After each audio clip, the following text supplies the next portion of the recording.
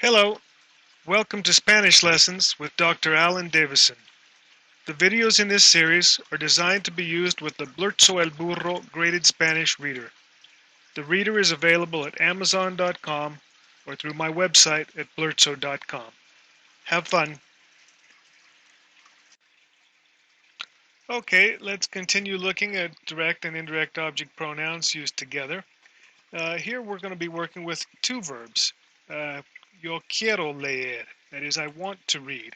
When we have two verbs like this working together, we can either put the object pronouns before the conjugated verb or after and attached to the unconjugated verb. So let's take this first sentence. Yo quiero leer el libro a ti. A ti, as we've seen, becomes te. El libro becomes lo. The direct object pronoun always comes second, so lo comes second. We can put these before the conjugated verb. Yo te lo quiero leer. That is, I want to read it, lo, to you. Yo te lo quiero leer. Of course, the yo is optional. Okay? So let's do the next one. Yo quiero leer los libros a ellos. A ellos, indirect object pronoun, is les. Los libros is los.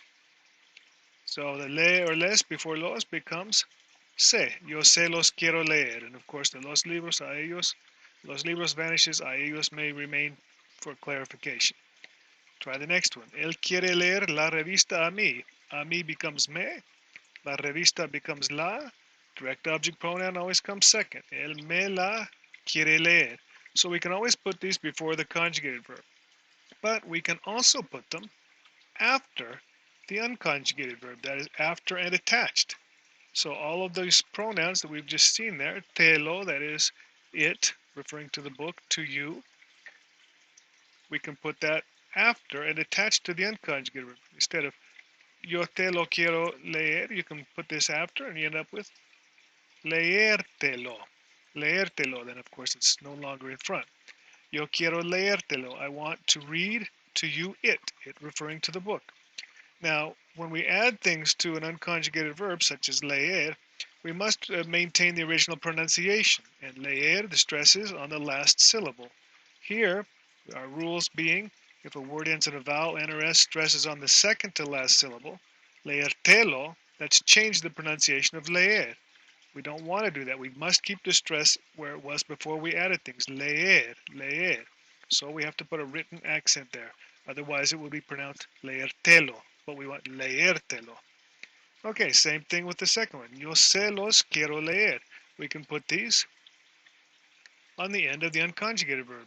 So we get leer se los. And again, we don't want leer celos, we want leérselos, leérselos. So we put a written accent.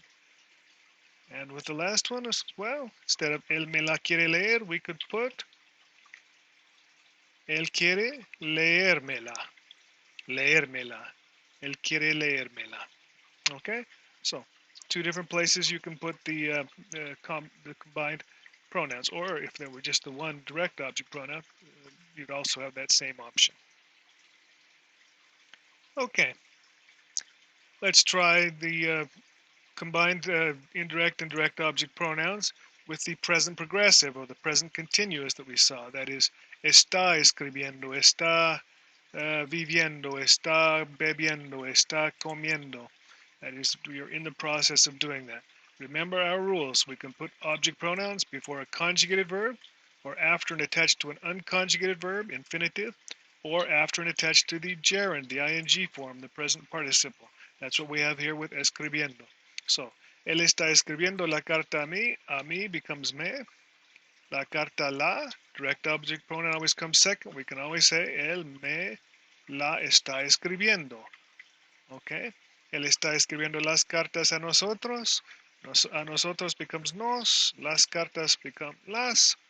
Direct object pronoun comes second, putting it before the conjugated verb. Él nos las está escribiendo. He is writing them to us, them, the letters. Él está escribiendo la carta a ella becomes le, la carta la. Direct object pronouns come second, we end up with le or les before lo, la, los, las becomes se. Él se la está escribiendo.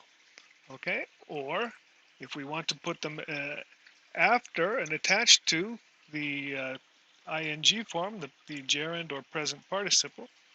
Okay, we can do that as well. So the mela can be put after, and we end up with escribiéndomela. Okay, then it's no longer in front. He is writing it, la carta, to me. Remember, we must keep the original sound of whatever we had before we started adding the object pronouns. So escribiendo, the stress is here. Adding these additional syllables would make it escribiéndomela. But we want escribiéndomela. So we need a written accent. Okay, put this one after. Another is our second option. Él nos la está escribiendo becomes él está escribiéndonos las. He is writing them to us. And again, we need the accent. Escribiéndonos las. Last one we can do as well.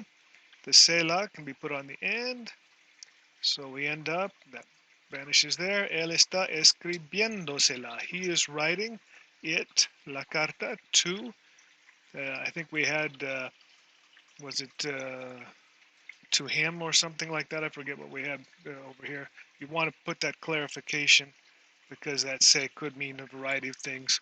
Of course, once you know that you're talking about a él, then you're good to go. Then you can drop the a él. Okay? So there are the combined pronouns used with infinitives and then with the gerunds, the ing forms.